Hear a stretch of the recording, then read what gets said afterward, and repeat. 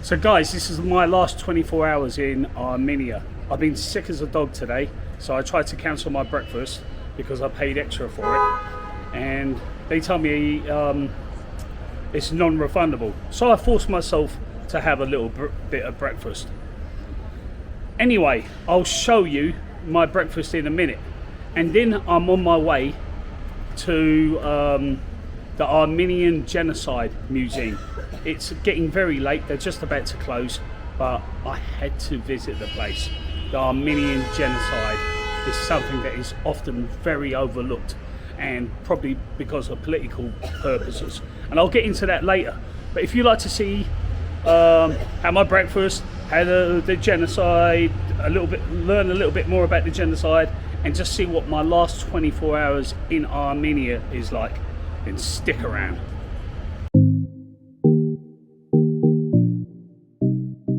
Hello, my name's Steve Morgan, and from the age of 16, when I left home, I've had some crazy adventures.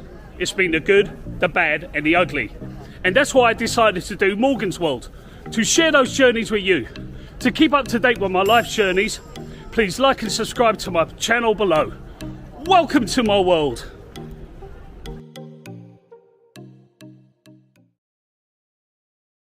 It's breakfast time. Let's see what they got. They look like they got some cakes and pancakes and jams, different fruits and vegetables, and some cured meat and cheese, olives, mushrooms. So I'm on my way now to the Genocide Museum, and poor taxi driver was waiting for me. I couldn't work out the writing, what the hotel receptionist wrote down, or the license plate number. You know, she must be a doctor in her spare time. Where are you from, mate? Are you local? Yes. You're from here, yeah? Yes. Have you, well, what's your name anyway? My name is Aramais. Aramas, yeah, nice. And have you ever been to the museum yourself? The Genocide Museum? I bet understand in English. Oh no, that's okay. You know what? Your English is better than my Armenian.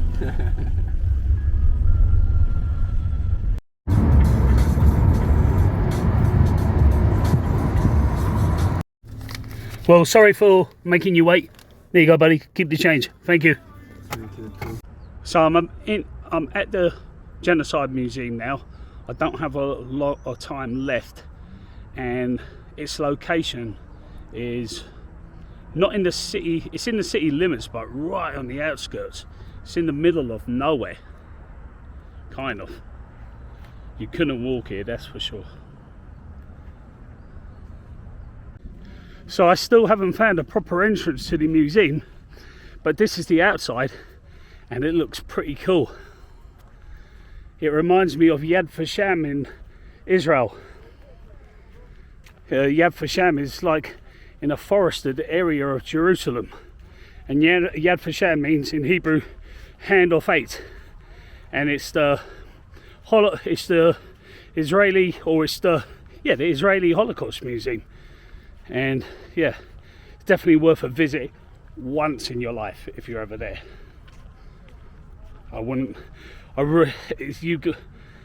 I say once you've done it once, there's not really a reason to go back a second time, unless you're trying to teach children, you know, educate children about things, your grandchildren, your own children.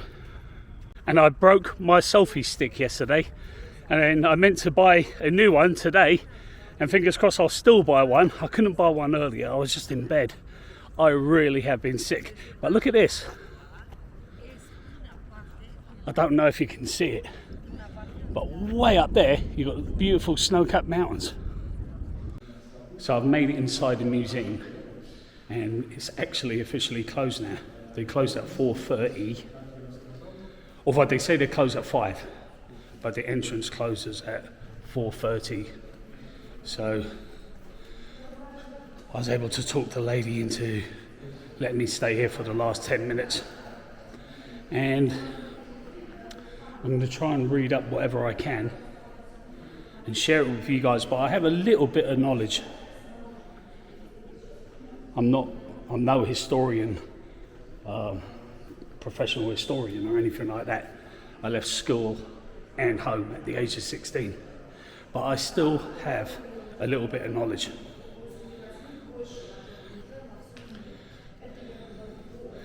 Now, I am guessing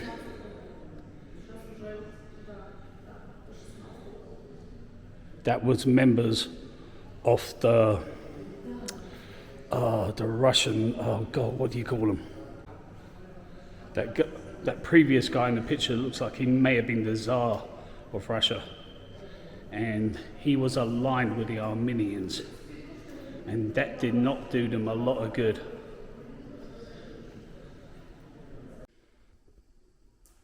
So here we got a bunch of children, and these were all orphans. And just look at them, just look at their little faces. And it says there that they were ransomed from Arabs.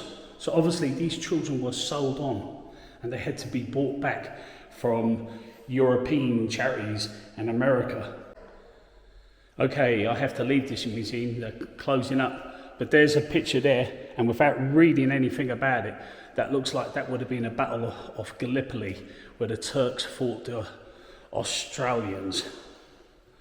And you may be thinking, what does that have to do with Armenia?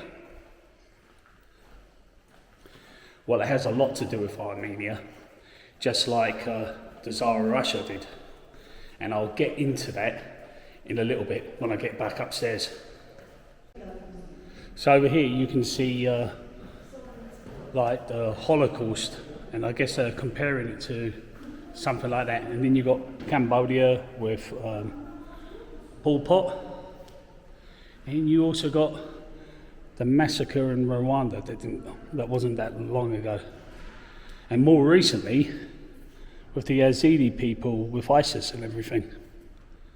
And something that's often overlooked, and I love my country's the UK, but I am from Ireland, and I'm glad, I don't believe in holding grudges or anything, but Oliver Cromwell massacred the Irish, and that's also something that's overlooked, I think, sometimes. What I mean is, my family background's Irish, but I was born in the UK, I'm a proper Londoner. I was born in the East End of London, and I now work in the same hospital that I was born in. But that's a story for another day. Okay, so before I get too much off track, let me tell you what I know. So, the Ottoman Empire was made up of about 37 countries, and that included Armenia. The Ottoman Empire's main country, where the rule came from, was Turkey. There was nationalism everywhere, probably all over the world or whatever, but in Turkey, or in the Ottoman Empire, if you were not a Muslim, you were a second-class citizen. And it meant you had to pay a higher tax or convert. A lot of people converted to Islam. Most of the Armenians did not. It was the first Christian country in the world, and they're proud of their Christianity roots. So they refused to. Now, I've recently uploaded a short of how World War I started.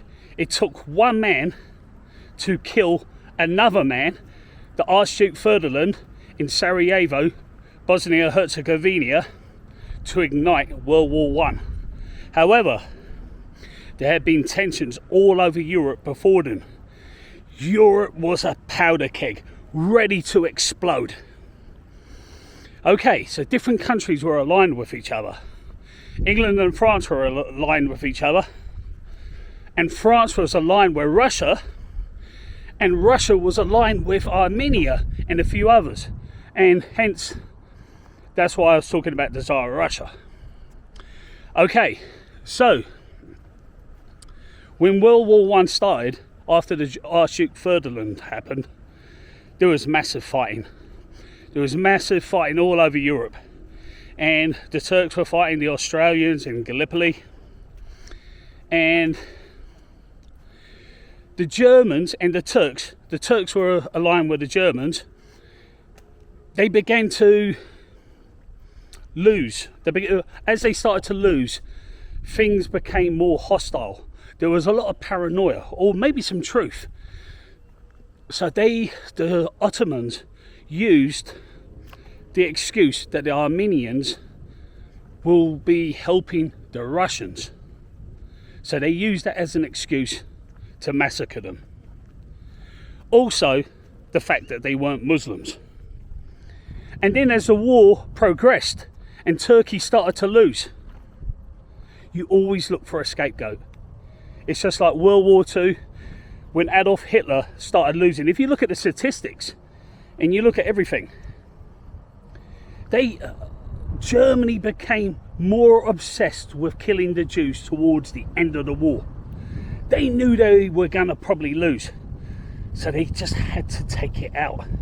I mean, Germany could have carried on fighting a little bit longer if they concentrated on fighting and not massacring the Jews in concentration camps. But anyway, I'm not a professional historian, so correct me in the comments if you know anything else, but anyway, I'm glad I made it here. I totally recommend it. It was worth the effort of coming here. I've got to try and figure out how to get home after this. Now I'm going to be a little bit quiet here because I can hear some music, and this looks like it's a memorial place.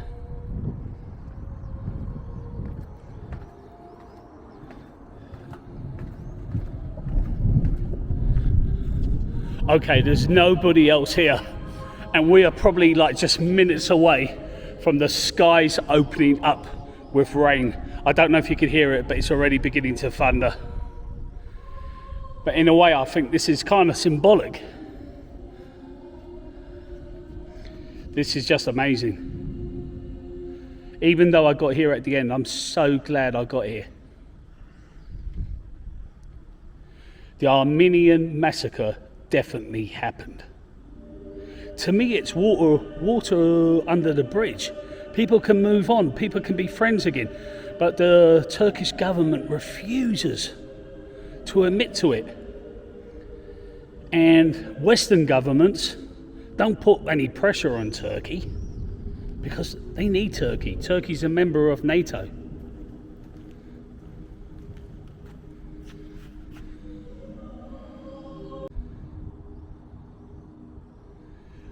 Well, like I said it would, it's beginning to rain.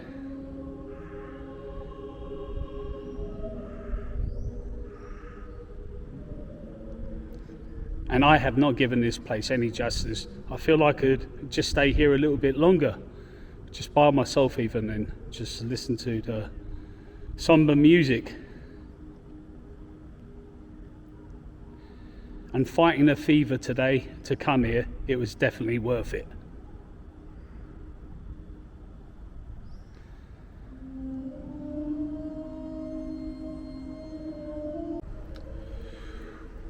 Not all countries want to admit their past mistakes, and Turkey, and this is nothing against the Turkish people because I love the Turkish people. I was recently there. It's sometimes the politicians, okay, but some governments do not want to admit their mistakes. The Japanese don't like to talk about the rape of Nanking in China, and they don't like to talk about how they treated prisoners of war, British and American and Australian prisoners of war, terribly, and etc. So as I leave the Genocide Museum, I come across these trees, and they got writing from people that they probably donated money, but it reminds me again of Yad Vashem. And in Yad Vashem they have the trees of the righteous. Now, it's a lot different because these people only donated money. To have your name and to have a tree planted for you for the trees of the righteous, you've had to have done something really good to save the Jews from the Holocaust. So people like Oskar Schindler would have had a tree there for him. And you can visit Oskar Schindler's grave. It's there in Jerusalem on Mount Zion. Going off topic a little bit, but it's just this has reminded me of it.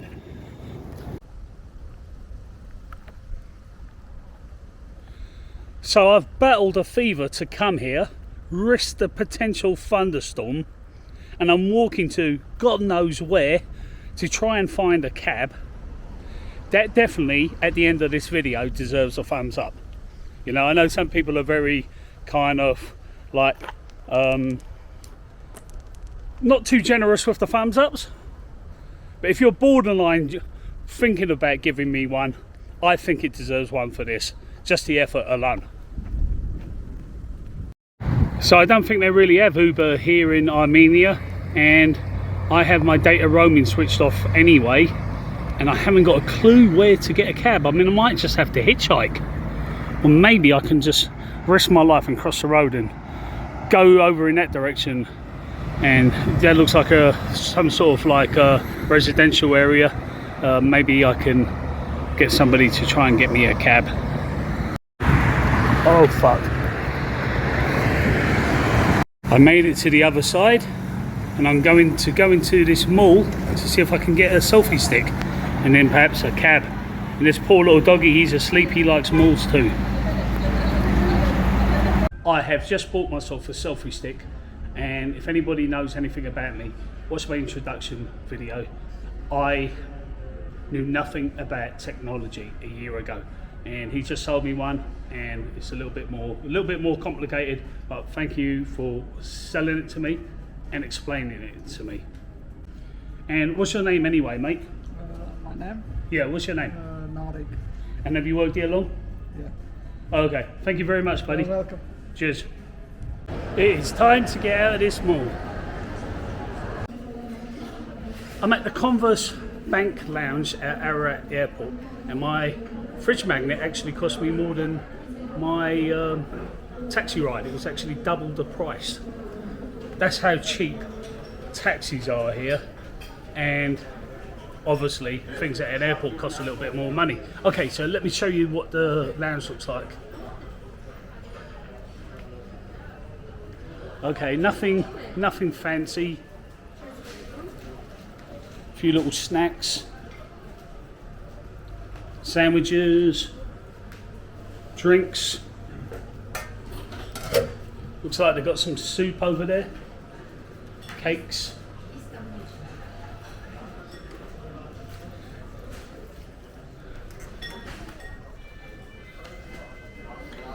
And a bar. But I think there's a bartender there, so I won't be able to help myself. The good thing about the lounge is I can see exactly where my gate is, and so I can stay here a little bit longer if I want to. So I hope you liked the video. If you did, give it a thumbs up. Leave a comment. Is it wrong that Turkey doesn't really acknowledge what they did to the Armenian people? And if you like to see what I get up to next, well, hit the subscribe button. If you haven't guessed it already, I'm in Italy, and that is the church where Pope Francis used to pray, Santa Maria Maggiore or something like that. Anyway, you get the drift. Okay, maybe I'll find out what it's really called. Okay, but anyway, see you all in the next journey.